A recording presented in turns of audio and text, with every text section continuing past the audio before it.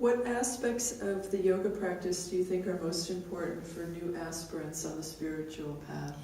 Well, yoga is very beautifully structured, and we find that most people are facing issues of health, of bodily discomfort.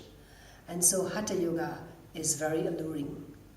Yeah, because of this, everyone wants to be healthy. In the Western world, hatha yoga is what we understand as yoga, even though it's just a tiny aspect of yoga.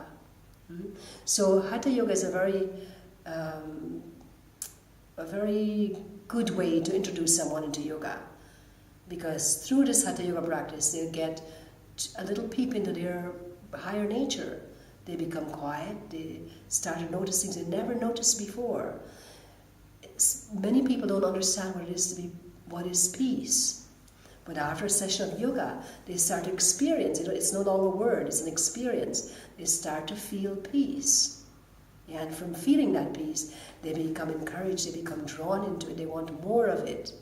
That is their true nature. So yoga is a very beautiful investigation and discovery of yourself. So ordinarily, hatha yoga is a good place. Then we have the person who,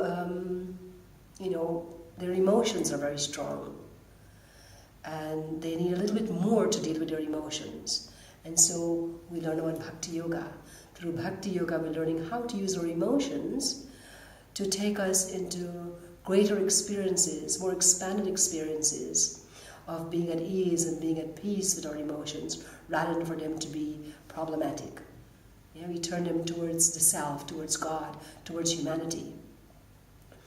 Another person who, not necessarily not a person, but all of us, in addition to having our emotions, we have this capacity for work.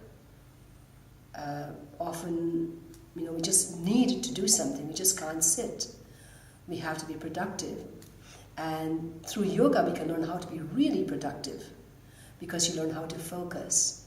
You learn how to use your energies properly. You learn how not to base your actions only on what is coming from it. Yeah, you learn to work without the expectations. And when we can work without expectations, then we're putting our all into the job.